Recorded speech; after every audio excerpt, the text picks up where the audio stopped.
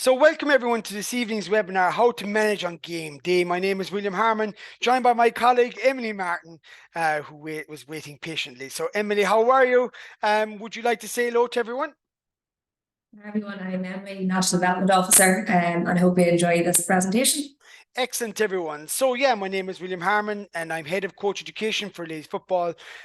So looking forward to the webinar this evening. We'll go through a few scenarios, a few items that might be pertinent to yourself, that you might be able to relate to, but there might be situations that we haven't highlighted tonight that if you want to share in the chat function, please do, and we'll do our best to answer any queries or any questions you may have. So throughout the webinar, please throw in your thoughts. My colleague Emily will monitor that and we'll interact as we go along. So hopefully that you're going to look forward to this webinar regarding how to manage on game day. So I suppose, what are we trying to achieve? We're going to try and explore a variety of management strategies that can help, that you can apply on game day, that you can possibly, there are probably a lot of things here that you've tried out yourself, that you've, you might be informed that what you're doing is really, really good. There might be one or two nuggets in here that you can take to your coaching going forward, or there might be something new that you can take that you probably haven't heard before. But also, there's a lot of people in the webinar that have probably come across a lot of these scenarios. So please share your experiences. We can all learn from each other as well. So I suppose before we go into all the scenarios, we want to just speak about briefly the learning cycle. And I suppose, how can we control the uncontrollables? Or how can we control the controllables is another term. And I suppose if we continually think about what is it we're trying to achieve on our game day, plan accordingly, then obviously let the game day happen, review how it went, and maybe then think about what went well, what can we improve on, and add to your learning, you're always going to develop and continually improve as a coach. And what you'll find yourself is, over the coming weeks and months, you'll actually find yourself finding a system or a process that suits you and your coaching group in terms of, I suppose, how can you be the best you can be on game day? In essence, that's what we were trying to achieve. So we're going to go through a few scenarios, but please think about that learning cycle. Continually think about, well, okay, we have a game on Saturday or Sunday. Well, what is it I need to think about? Then we're going to plan accordingly in relation to all those thoughts and those scenarios. Then we go through the day, and through our continual reflection after the game, well, what did I do well as a coach? What do we do well as a coaching group? What can we do better next time? And then add to your learning, you'll find yourself continually improving. So the learning cycle applies across all various scenarios. So let's get going, Emily. So please, guys, in the chat function, share your thoughts, share ideas. If there's anything that's there that you've come across yourself and any strategy or scenario that you've tried, please share as you go along. So we're going to go through various scenarios. We'll give our opinion. Now, what we're saying here is not absolute. What might work for us mightn't work for you. And also, you've got to be very mindful of what scenario you're in as well, in the situation you're in. So a lot of these things depend on the environment you're in and in your context. So please bear that in mind as we go along. Not everything we're highlighting here is absolute and is going to work perfectly for your group, but maybe there might be something in it that you can take from it. Okay, are you ready to go, Emily? Good stuff, girl. So tip number one is delegation. Define the roles. You may have 1, 2, or 3 people involved in your coaching group. You may have 4 or 5 people involved in your coaching group. All depends on the stage of development, who you're coaching, underage to youth to adult, and that will vary. But you need to define who does what and give everybody a meaningful role. And I suppose if you want to develop your coaching group, then you'll ensure that everybody has a clear role and what their role is. Doesn't matter how small that role is or how big it is, once they have a meaningful role, it'll help them develop. So decide who is doing what the week leading up to the game. So who's bringing the jerseys? Who's bringing the water bottles and filling them up? Who's looking after the footballs? Even on game day after our warm-up, who's going to collect them? Who does the team sheet? Who's going to do the subs on the day? How are we going to plan our subs? So we look at that later on. Warm-up, who's doing the warm-up? If you're with the older age cohort, then you might have a video. Who's looking after that? Who's making sure that's going to be looked after? If you're doing stats on the day, well, who's doing that? whose role is that? So it's very important that everybody has a clear role for the day. And that's up to the lead coach to ensure that everybody's aware of their roles and give them a role. And if you're not sure, if you're an assistant coach and you're with a lead coach, then and you're not sure of your role, then ask, what is it you want me to do on Saturday for you? Okay, and ask the question. And what I normally do is, from my own experiences, I've done up a little checklist for myself. So, well, what are the key roles, like outlined here, and others? And who am I going to assign that? Who's going to make sure that that's done? But then the key thing to us is trust. Trust that they do the job. Give them a role, let them do the job then. Okay? So there's trust in that. So I suppose the biggest tip we can say in terms of game day is that all your management group or whoever's on the coaching group have clear roles, know what their role is, and let them carry out their role to the best of their ability. I suppose, Emily, that's the first tip. In the chat function, please share your thoughts. Agree, disagree. Is it something you think about? Emily, your thoughts on that? Yeah, definitely. It's like the pre-planning and the planning before you even get into the game day. It should be something that should be done probably, as you said, leading up to the week of it, just so there's no confusion when it comes to game day then, so you can totally focus on the game in hand and how you're going to manage that one then. I've been in scenarios, everyone, where I've done everything. I've been up to high do. I can't enjoy the game because I'm doing everything. I feel I have the control of everything going on. Yeah, but you know what? It didn't allow me to be the best I can be on game day because I'm so, what's going on here? Is that done? Is that done?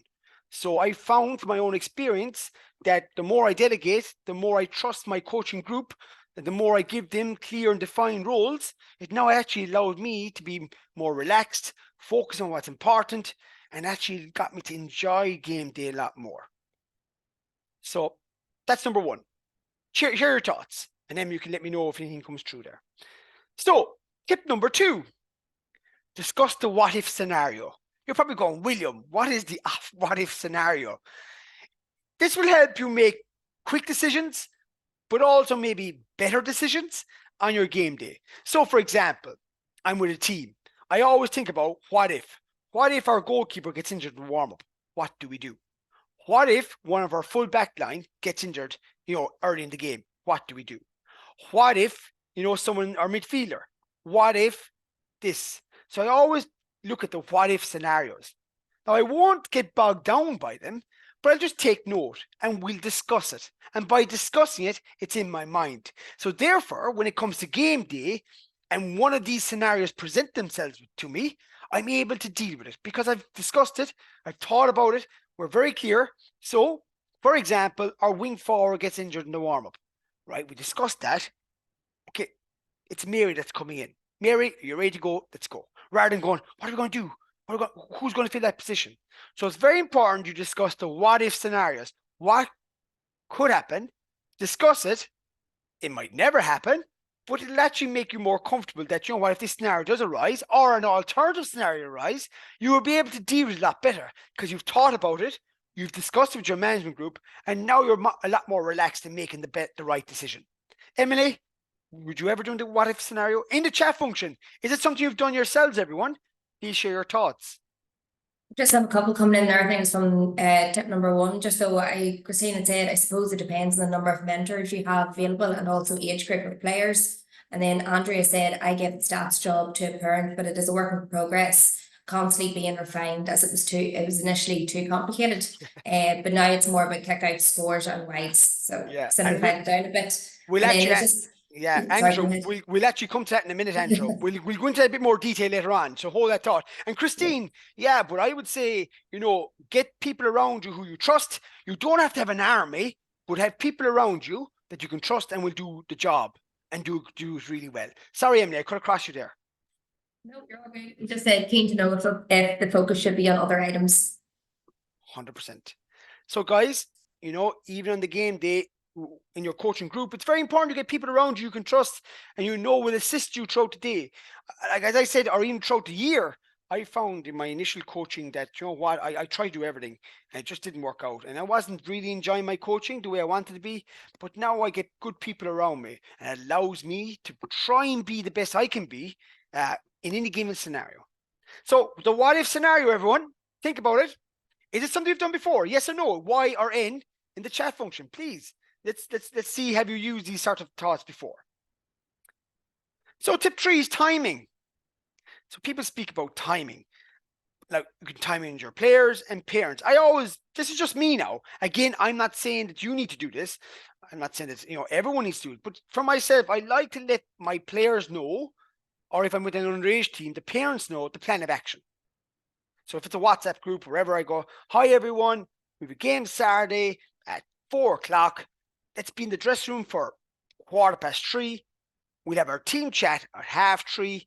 We start our warm up at 3 to 4, and we stay out for the session. We're not coming back in. Okay? So then in their mind, they're very clear. So players always asking dressing rooms, well, what time's the warm up? Geez, what time we have to talk? Have I time to do my pre-warm up or whatever? So just put it in there. Or even if you're going to do it on the night before in a team meeting, just put it in there, what the schedule is. So now it allows them to plan, and also allows you to be the best you can be. So with parents, very important as well. If you're underage, what time are we meeting? What time are we going to need at the pitch? What time? People love communication. They like to know the facts and the details. So give it to them. Just give it to them. And that allows you to be prepared as well. And it'll give you an opportunity to be more coordinated and organized on the day. Emily, thoughts?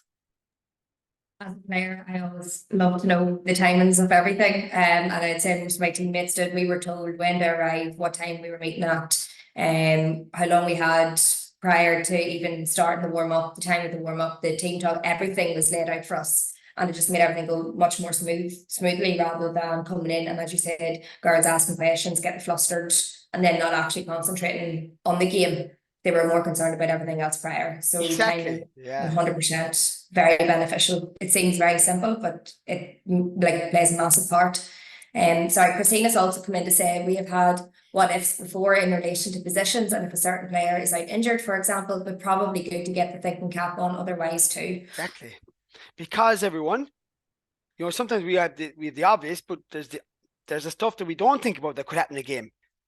You just gotta discuss it. You never know.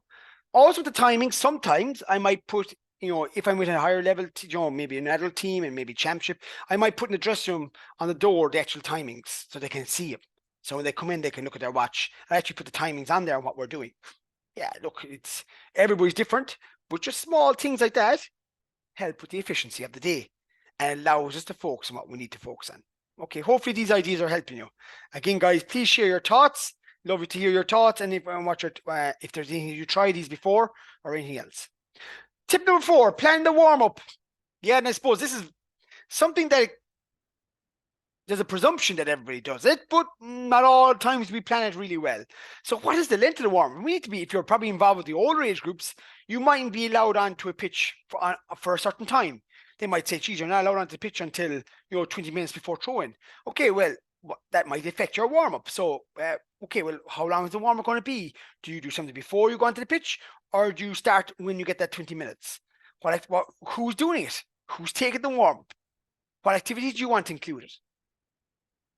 Do we stay on the pitch? Or are we coming back in? Because players will ask all this. What are we doing? You need to be very clear. Okay, guys, girls, we're going out. We're doing our warm-up. We're staying outside. So get the bibs on, get your jerseys on. Let's go. Trial and error. And what you find with warm-ups, it is trial and error. You're going to keep trying different things because what you're trying to do is get the optimum where your players are prepared and ready. And all the warm-up is about getting them ready for performance. But you're going to try different things. Do you know what? I just felt now maybe that didn't really work. Maybe they're a bit flat there. So, next week we'll try something different.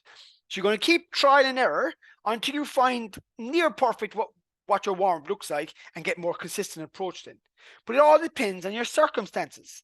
If you're with the underage or adult, if you're, maybe your restraints in terms of getting onto the main pitch, maybe, so there's a lot of things that need to factor into it. So you have to think of all these things, okay, in terms of your warm-up. So hopefully they will definitely help.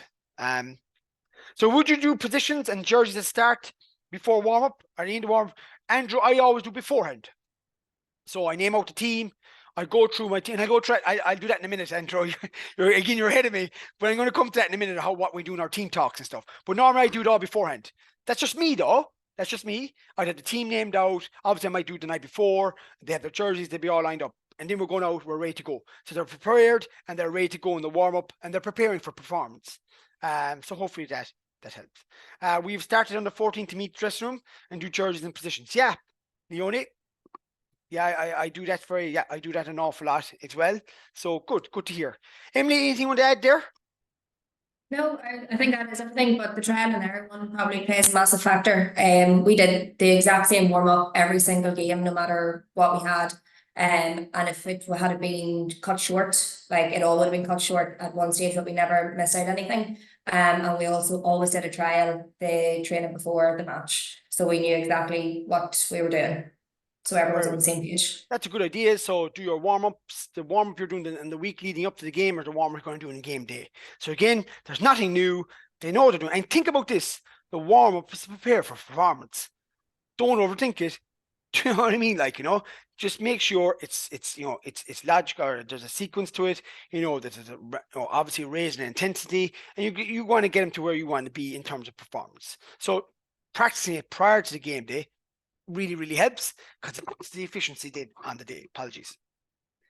Okay, tip number 5, one vice. I think this is very important, especially with underage and you have multiple people helping out. Everybody wants to instruct, everybody wants to give their opinion, everybody wants to.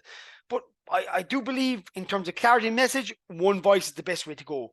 So you need to get clarity around who speaks before, at halftime, during, and after the game. Who is the main voice they're going to hear? Who is going to give those clear messages? So I think you need to agree a strategy. So myself is, lads, you can confirm, or ladies, confirm amongst yourselves. If you have something to say to the group, say it to me and I'll relay the message. So if we're in the sideline, we stick together. You can have conflab. If there's something you see or something you want to get across the team, let me know and I'll relay it. So we're very clear on what the message is, and we're making sure that the message is very clear going on to the players. Even in the dressing room, you always see it in dressing rooms, guys. You make a statement and they're very clear. Next thing, some fella or some lady in the coaching group thinks, I have to say something here. And they say something that's totally contradictory to what you're trying to achieve. So very important, one voice, one messenger, and have an understanding of strategy of how you relate your message. Emily. Yeah, it's good coming in there. So yes, one main voice for us, but then main coach always finishes by asking assistant coaches for any thoughts. Christine said they're the same. And then Maura had agreed with the last tip, and then about the jerseys prior. Yeah, but there, Leonie, I always say, but think about this, and I've seen it happen, whereby you're, after giving clear messages, you turn around to your coaching team and say any other thoughts, right? And then all of a sudden they go off on a tangent because they feel they have to say something. And then you're going, oh, Jesus, lads. And they're still talking, and you're standing there going, so Leone, I would say sometimes if you leave it open like that, if you don't know what your fellow coach is going to say, then you're kind of standing. So even in that scenario, I plan that. So I'd say, before even I talk to the team, Emily, Mary, Joan, do you want to say anything in the meeting? Emily, yeah, William, can I say something about this? Right? No bother. You can say that. So now I know. But sometimes if you leave it open and you don't have clarity there, sometimes those meetings could go on and on and on, and someone's still talking. So Leone just tightened it up a small bit. I hope that helps. But I'm laughing to myself because I've been in that scenario where I've said any thoughts, and oh my God, 5 minutes later I'm going, will we ever get to the point here? Yeah. So be clear. If someone wants to speak, make it known who wants to speak. Be clear on what the message they're going to say, so that they were not duplication what we're talking about. Hope that helps everyone, and hope they're helping out. Okay, tip number 6, reduce disappointment from players. I always say communication is powerful when you're talking to players. Keep players informed of what's in your mind, what you're trying to achieve. So I always say, guys or ladies, we have a game the weekend. We'll probably just use the 20 players, at adult level. Okay, I'm going to be making 5 subs. Okay, and maybe I speak to the ones who may be getting those opportunities. And then the other players, right, we have another game coming next week. You're going to get your opportunity. So you'll be very clear. Be very honest with players on what is you're trying to achieve, and they'll respect you for it. Now, they mightn't agree with everything you're saying. They might be disappointed, but nail that early. Nail that before the game day, guys. Speak to players, talk to them, have those conversations. Be honest, keep expectations realistic. You need that.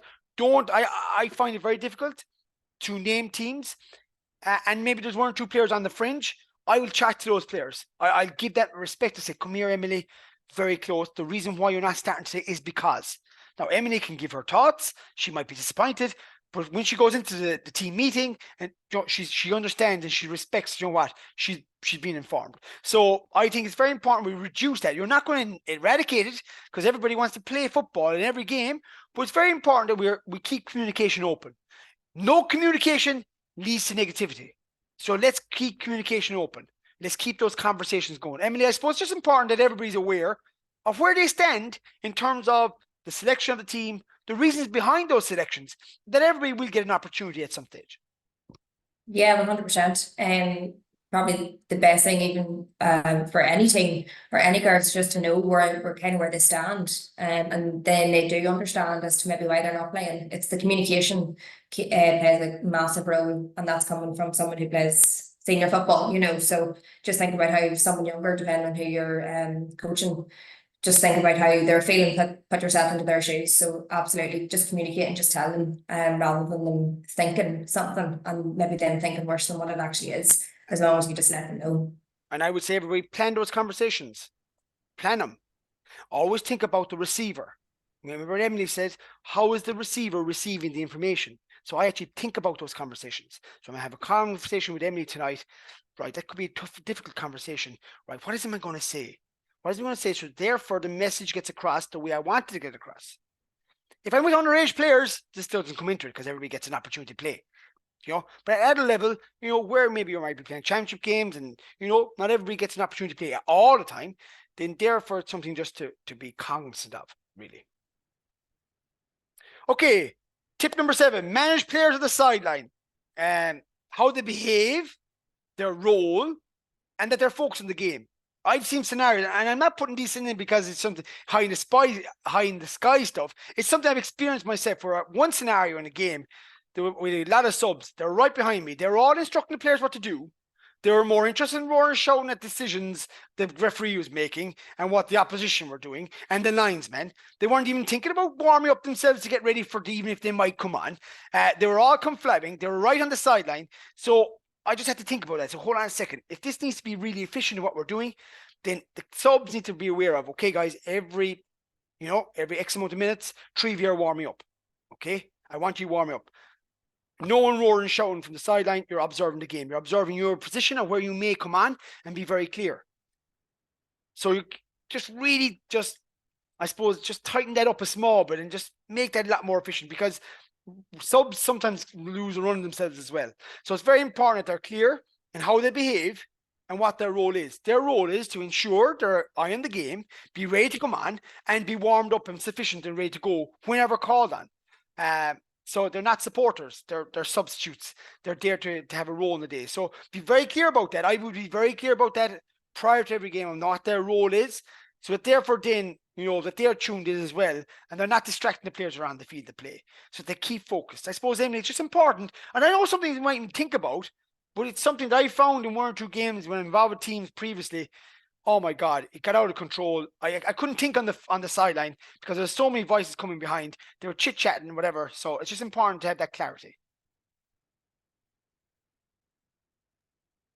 Yeah, Kleena, you could do that. Give them specific roles, and we'll hit that shortly as well. Yeah, so keep them focused while they're not playing, and we'll come to that. Emily, is there anything you want to say before we move on? No, I was just saying, there was a question come in there. Andrew's now just come in there. At underage, should I tell the subs who are replacing in advance? Usually have a plan to give everyone equal time so they can focus on the players they are being subbed on for. Yeah, so it depends. Andrew, you know your players. Like if you're with the underage and you say, oh yeah, you're going to be coming on here. So watch that position. Yeah, Andrew, the more clarity you are with young people, the better. But stick to your word. Don't say something to players and then don't follow through on it. So if you're going to be very specific to players about what you're going to do, come here now, Mary. You're coming on now centre forward at halftime. And then halftime comes, you're down 2 or 3 points, and Mary's still on the bench, then that doesn't work. So if you're going to say something to a player, follow through on it. Yes, to help him get more clarity and probably more focused. Yeah, Andrew, with underage, I would do that. Yeah, 100%. Helps them be focused and they're looking forward into coming on and they're watching where they might come on. Yeah, good points. Please share those thoughts. Okay, what to say planet. So before a game, what do you say in the dressing room? So I agree with everyone. I would pick the team. Okay, I pick the team and let know the team know well, okay, before I start talking. I might do that well in advance. I might do it the night before if it's higher level stuff. Okay, but I definitely would name the team. What I would do in the dressing room, and the dressing room is very much depending on what you do in the training, guys, in your training. So if there's no clarity in your training or no clarity around how you want the team to play, on the ball, off the ball, opposition kickouts, your own kickouts, then this might be a bit hazy. But if you're doing what you should be doing in training, then before the dressing room should be just a refresher. Key principles on the ball. This is what I want you to do. The top 3 things. This is it, X, Y, and Z. Off the ball, let's focus on X, Y, and Z. Our opposition kickouts, our kickouts. I'm just refreshing. That's all I'm doing. Short, snappy, to the point. I get clarity in individual roles and group. So I might say, Emily, come here. In our first kickout, what do you think your role is? You're a midfielder. You're on the ball. What do you think your role is? So I might throw out, asking individual players to tell me what you think their role is. So therefore, I'm checking for understanding. So you're just getting clarity that they're clear on what you're trying to achieve when you go to the field of play. But I would say is, if you're not clear on how you want your team to play, then that means your training might be inconsistent, and therefore your message before the game could be all over the shop. But if you're clear on how you want your team to play, and you're adopting these principles in every training session, then what needs to happen in your before the game dressing room is you're just refreshing. They should know from your team meetings, from your training, what you're looking for. You're just refreshing. So that's as short and snappy. They're the 4 key areas I would focus on. I'd ask a few questions. I get clarity and role in the group and also individuals, and we move on. Emily? Yeah, I like that idea. I also like the fact that so then your teammates know that you also know, that you're then working as a team. So say if one person maybe doesn't know, someone else can fill in for them, that everyone knows what each other is doing, which makes it more cohesive. Just in the chat function here, we've got Christine said we have a no phone rule as well for all younger players. So nobody's sitting on the sideline with their phones, and Leonie said 100% phones gone as soon as they enter the dressing room. Yeah, that just goes back to how we behave. How we behave. Do you know what I mean? If you have a phone, you're not focused on what you need to be doing, and you're not even talking to your teammate. So yeah, little things like that. That's how we behave. That's how we treat each other, how we respect each other. So they're just your guidelines around how the team behaves. But I hope that helps. In terms of structuring your beforehand, in the team, get them up, go through the key principles, short, snappy. It's just refreshing, clarity in roles. Ask 1 or 2 questions so you know that they know before they leave the dressing room what their roles are. Okay, take basic stats. So we spoke about this earlier on. So now we were going out, but yeah, you need to know what you're looking for though. And this goes back to the point I'm making. Sometimes we take stats for the sake of it, everyone. And we don't really know is that really beneficial to what I'm looking for in terms of our team. So on the ball, off the ball, opposition kickouts, your own kickouts. So you might have won 100 kickouts, which is great, but the opposition might let you win the kickouts. So you need to understand that. So there's a lot of variables that come into this. So you need to be very specific on what is it you're looking for that will help your team be the best it can be. It'll help with your decision making. Obviously, all you need is a pen and paper, guys. And I like the idea that you can get 1 or 2 subs to do the stats. You can get an injured player to do the stats. And it could be very specific. So Emily, come here to me. 1 to 15 on a sheet. I want you to take every time the opposition number gets the ball. So I need to find out who is on the ball the majority of times. So number 8 has touched the ball 12 times. Oh, she's causing damage. Okay, therefore we can look at that. But you need to know what you're looking for. So stats are great. Keep it simple, but keep it relative to your team. But it'll help you with informing what you're trying to do in your own decision making. So I hope that helps in terms of stats. But keep it simple, guys. Really, really simple. And there's a majority of people that can do it. An injured player, a sub, or maybe you have someone on your coaching team that will do that for you. Andrea, when giving your talk, should it be same coach weekly or could it be varied between the two? It depends, Andrea. Again, what's best in your context, in your scenario? In my scenario, it'll be the lead coach that will probably give those messages. But I'm not saying that's absolute. You can decide who that person is, but once they're given the clear message. So one voice, that could be any one of your coaching team. You can mix that up over the games. But once there's one voice, clarity of message, and the message is clear, then we're okay, Andrea. Okay, so just something to be aware of. Emily? Yeah, all good. And probably this comes in probably to prior planning. And so you plan before you take your stats, so you know what you're looking for. Yeah. That is relative to your team then. Yeah, and don't do it for the sake of it. Do it for a purpose. Do it for a reason. Do it that might something to assist your decision making. And we'll see where it comes into play in a minute when we go to the halftime team talks. So sideline instruction by the coach. I find this very difficult. Okay, in terms of you need to be aware of your own behavior and your verbal cues. I had no problem with someone being vocal on the sideline if it's productive, if it's positive, and if there's certain buzzwords that will help with your game plan. No problem. But there's nothing worse than everybody shouting and roaring the sideline, everybody giving mixed messages, and we're giving out to the referee, we're giving out to the opposition players, we're questioning every decision.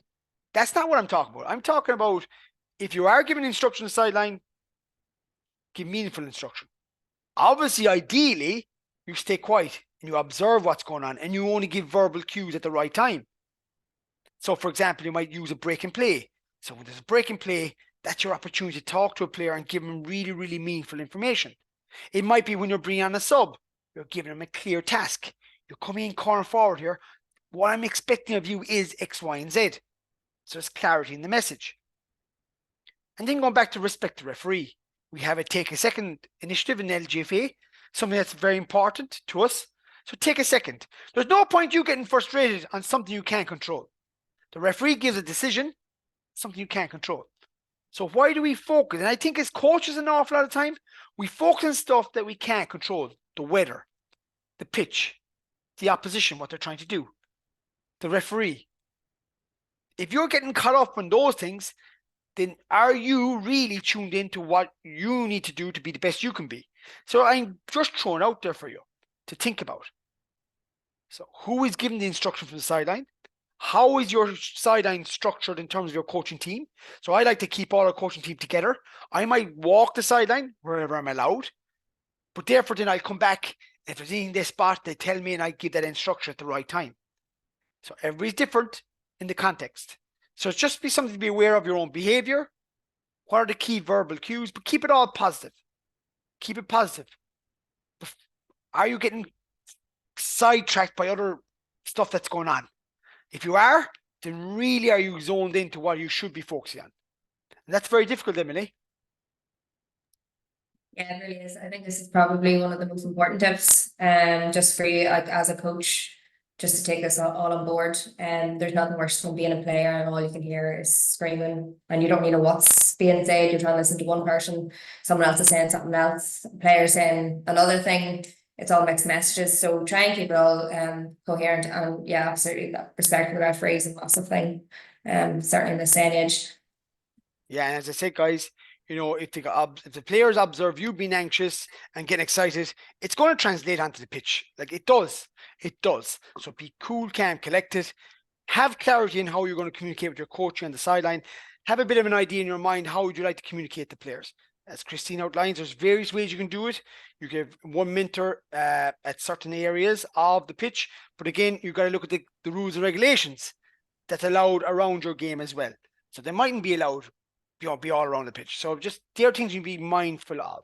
Okay, so just be aware of the rules that are around the game that you're playing and the level you're playing at. Okay, okay, hope that helps.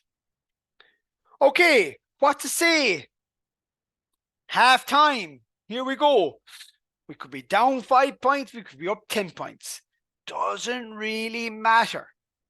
Have clarity in how you're going to do it. So I just give you a few ideas here. Allow time to settle in. Let them settle, let them chat, let them gather their thoughts, let them have their water intake of fluids, whatever. Let them time to themselves. Okay. You need to gather your thoughts with your coaching group. So confer with your coaching group. If you have someone doing stats, maybe just take one or two. Tell me, how are we doing on X, Y, and Z? But you need to be clear. If you're clear, then you're going to say, Mary, tell me, how are we doing on the key influencers? How are we doing on our own kickouts? You'll also have your notes as well taken during the game. I always advocate have a small notebook and a little pencil and just write things you observe during the game as well. So think about what you're doing well. Pick 2 or 3 things. Come on, lads, let's be clear. What are we doing well with your coaching group? And what do you feel we need to improve on? 1 or 2 things. Just be clear on them. So before you go into the dressing room, you have now clarity of all the information. You take the feedback from your coaches, your fellow coaches. You're taking the feedback from your notes. You're taking the feedback from the stats. And before you go in, you've written down the top 2 or 3 things, what you did well and what can you improve on. Whether you're losing or winning, doesn't matter. You still want to improve your performance. So then you go into the dressing room or at halftime, you speak to the group. You have 2 options here. You can ask them what they feel. Tell me, what do you think we're doing well, everyone?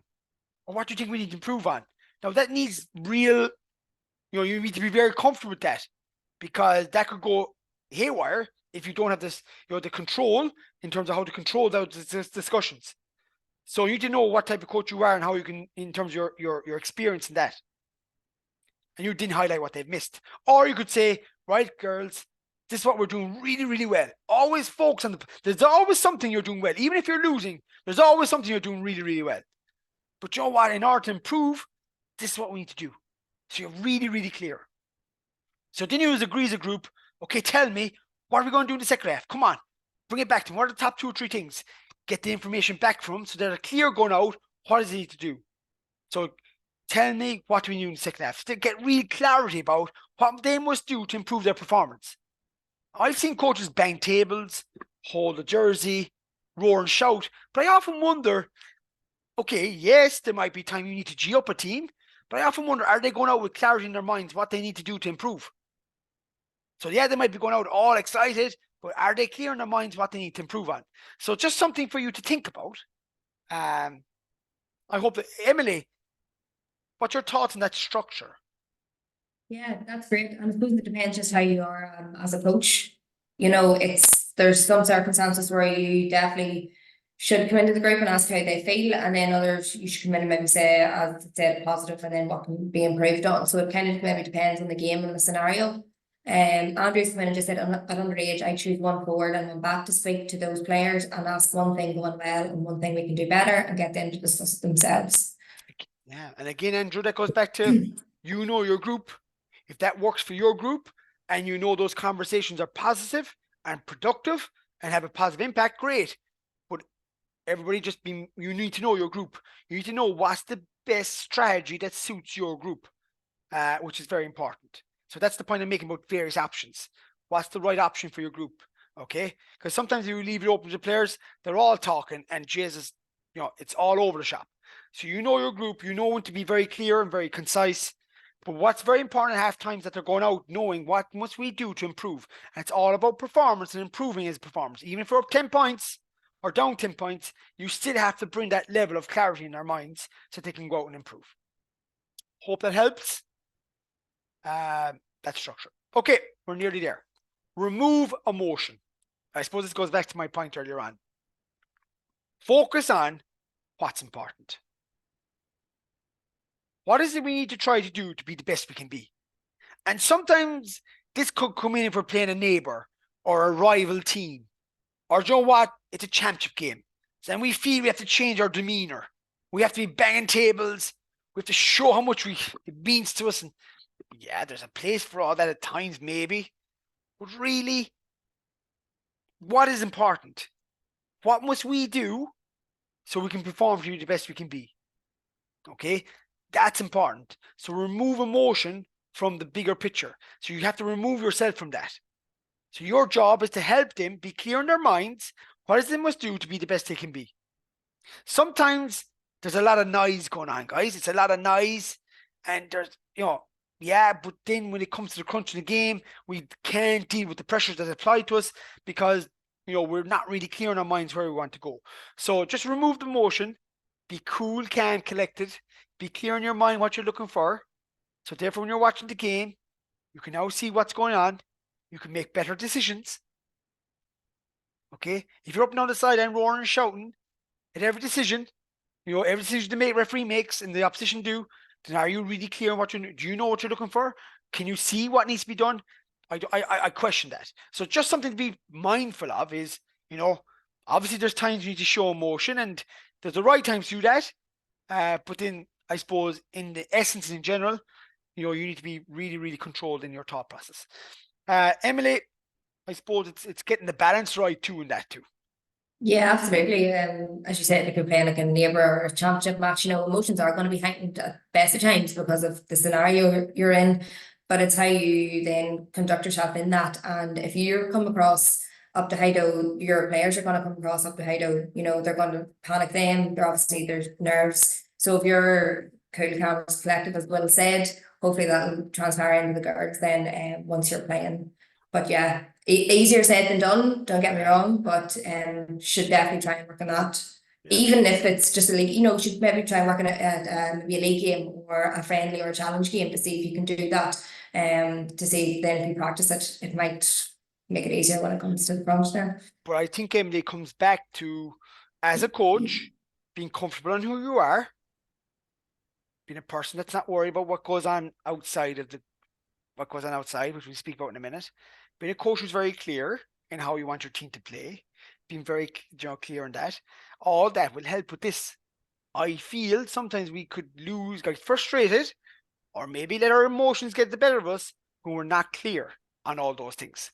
So I do think they all play a role. I remember we were playing a big game, true story, and we had to win or we were going down through the trapdoor. I remember we were really comfortable because we'd done everything in training. We were very clear. And myself and my fellow coach were having a kicking competition outside, before the players came out, because we're just really, really calm in our process. Okay. But it took a while to get to that scenario, because I can remember years ago, possibly emotion would have overcome what is it I'm trying to achieve. Okay. Hopefully that helps. Right. What to say, Planet, we're going to full time. Everyone, we're going to full time. So how do you deal with scenarios? Even if you win or lose, we're just going to give you a few ideas here. So if you win, never get too high with it. Do you know what I mean? Hey, it's like Manchester United the weekend. Hey, won game, like, for sure, Jesus, do you know what I mean? Like, if you're going to be consistent, relax. You just won a game, relax. Okay, so never get too high. Sorry if there's any Man United fans here, but never get too high with the wins, unless it's a big championship win. You won a cup or something. Bring the group together before into the dressing room. I always feel this is important. Whether you win or lose, bring the group together. Okay, and I'll explain that in a minute. Congratulate the performance. Say, well done. Great effort this evening. Really good performance by the group. Look, there's a few things we need to improve on. We'll work on them and we'll discuss them more on Tuesday night, but well done. Okay, and off we go. But I do the exact same thing if we lose. And everybody, think about this. We all do when we win, but when we lose, it seems like everybody wants to scatter and get out as fast as possible. I would say think about this. Even in your team culture and your team environment, we don't go, we came as a group, we leave as a group. So bring everybody in. Don't get too low at the lows. You will lose games. It's part of sport. You will lose games. So bring the group together, recognize the effort. Girls, today was a tough day. Didn't achieve the outcome we wanted, but we give it the best as we could.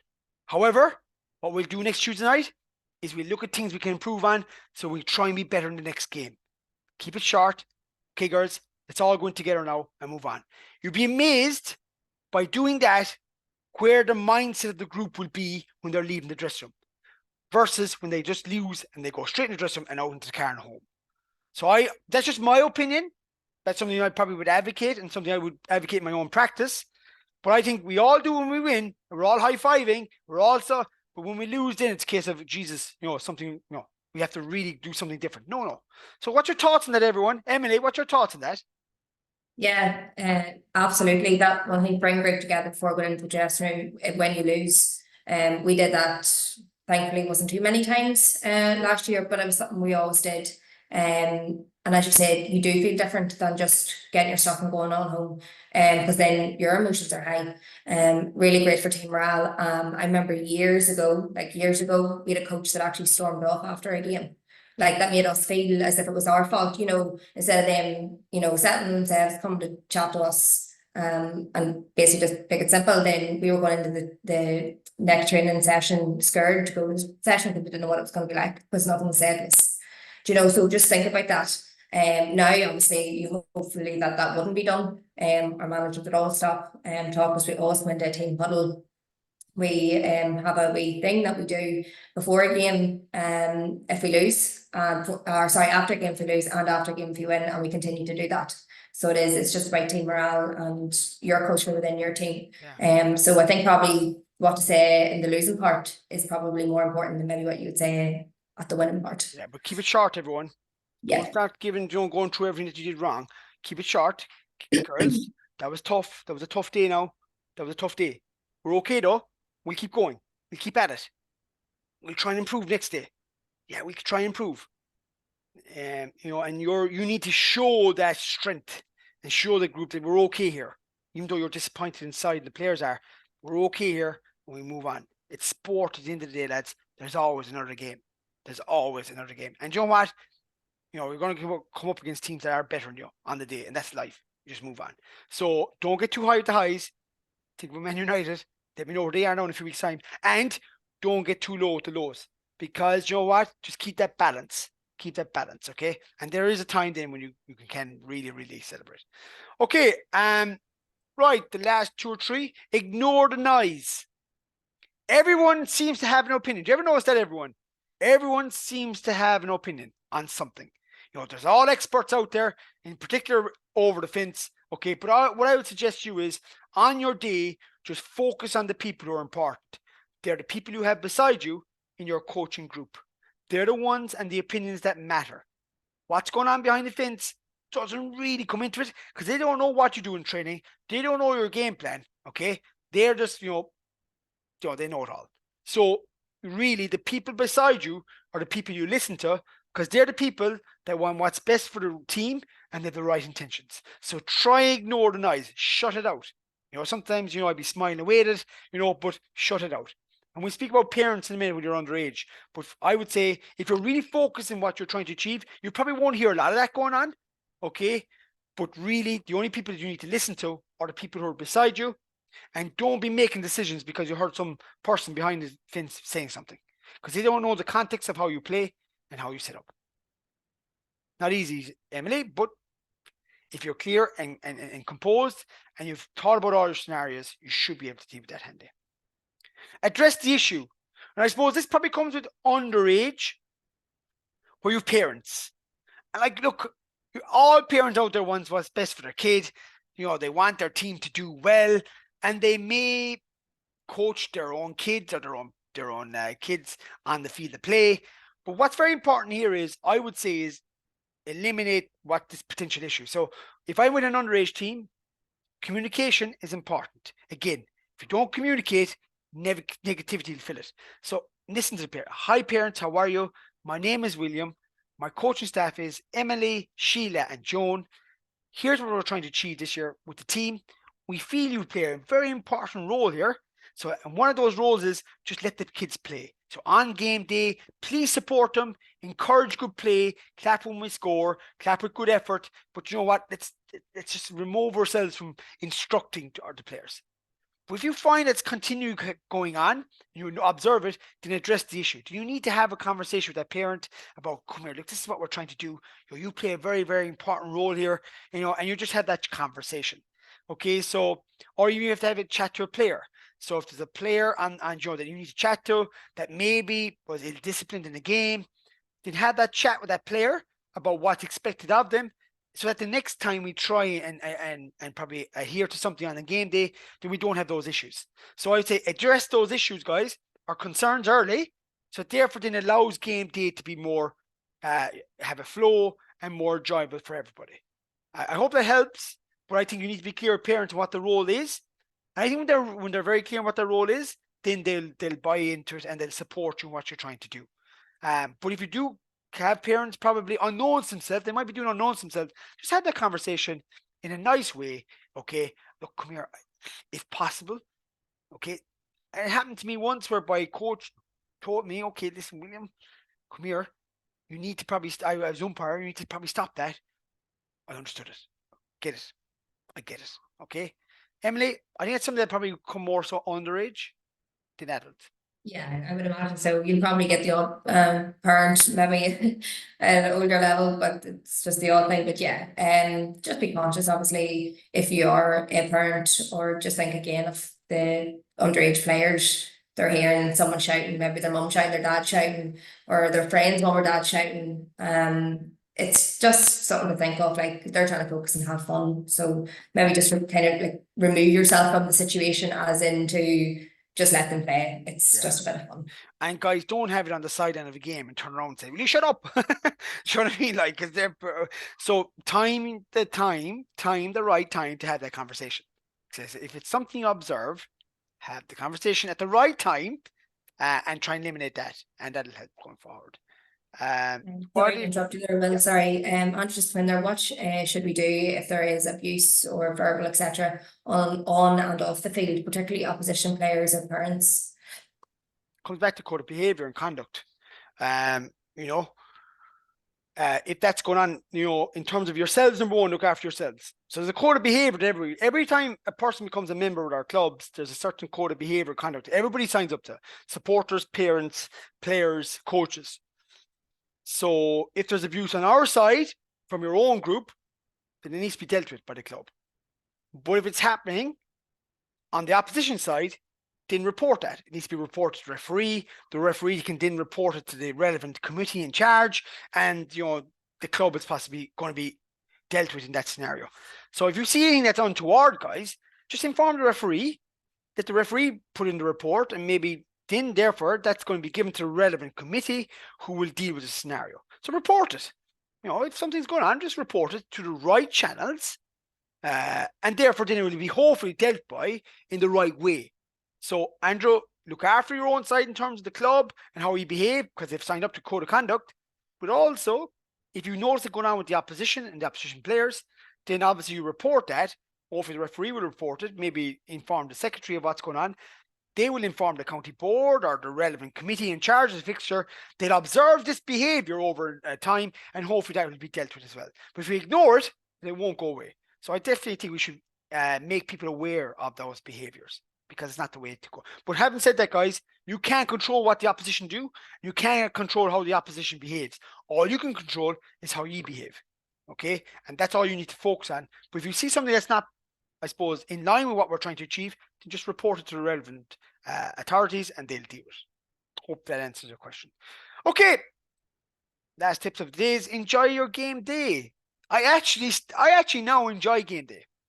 No matter how tough the game is, and I've coached underage and coached adult teams, boys, girls, men's, ladies. I actually now enjoy game day. I actually look forward to it, because I know that what we've done up to that, you know what, let's see where we're at. Competition is a yardstick to measure improvement, says Lee Morgan. Okay, let's see where we're at. If we game on Saturday, we'll know exactly where we're at. Are we at the pitch of it?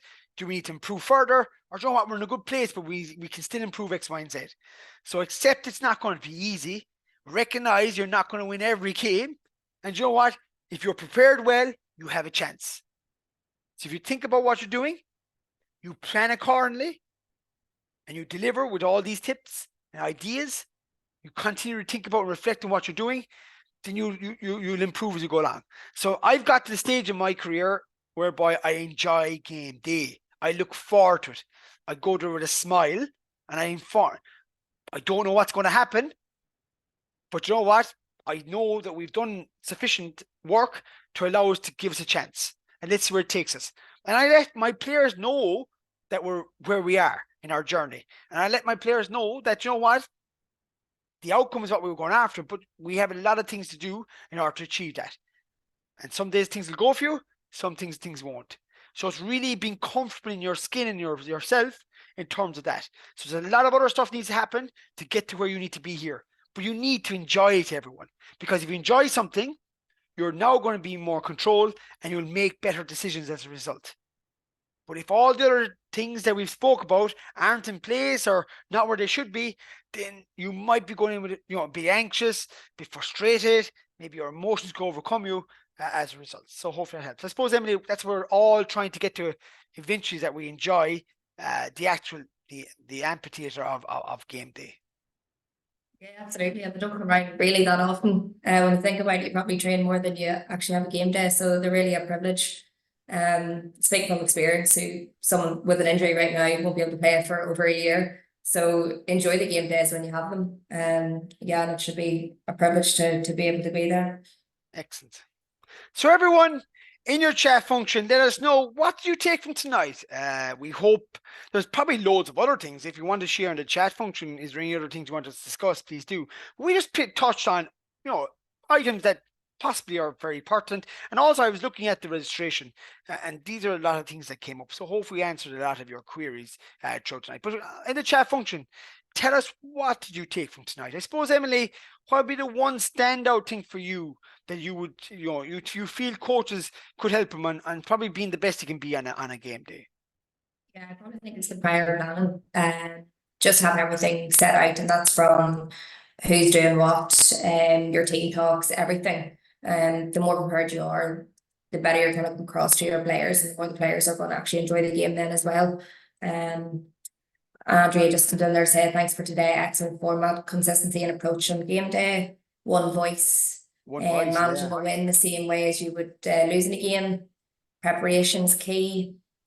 Lots of great tips, but how much time is sufficient before a game to prep? And give it the time. Give it the time to think about these things. Give it the time it requires, and trial and error as you go along. But if you don't continue to reflect on what you do, always we reflect on the game, but do we reflect on how we actually conducted our business? So you've got to reflect on that as well. So I hope, look, everybody enjoyed this evening. Thank you very much. It's actually our last coach education webinar of the series. I hope you enjoyed. We actually did 6 webinars. They're all available to view on the LGFA YouTube channel. We hope you enjoy them. We do our best to ensure that the webinars that we do and the content is, that you can relate to it and that you can, bring it in within your context. So guys, if you get time over the coming weeks, go on to the LGFA YouTube channel under the coach education playlist. You'll see all the previous webinars. I think there's 54 webinars there now over the last number of years. Hopefully there's something there for everybody. But we'll be back again in a few months' time with more webinars, with more topics that hopefully will help you to be the best you be. I suppose on this occasion, I want to say thank you very much, Emily, for joining us tonight. And also, I want to wish everybody here the very best of luck in your coaching over the coming weeks and months. You coached because you enjoy it. So therefore, I suppose your planning and preparation will allow you to do that and to be the best you can be. So thank you very much for that. So on that note, everyone, good night. We'll talk to you over the coming weeks and months. Any questions or queries, don't be hesitant to make contact. Thank you. Thanks very much, everyone.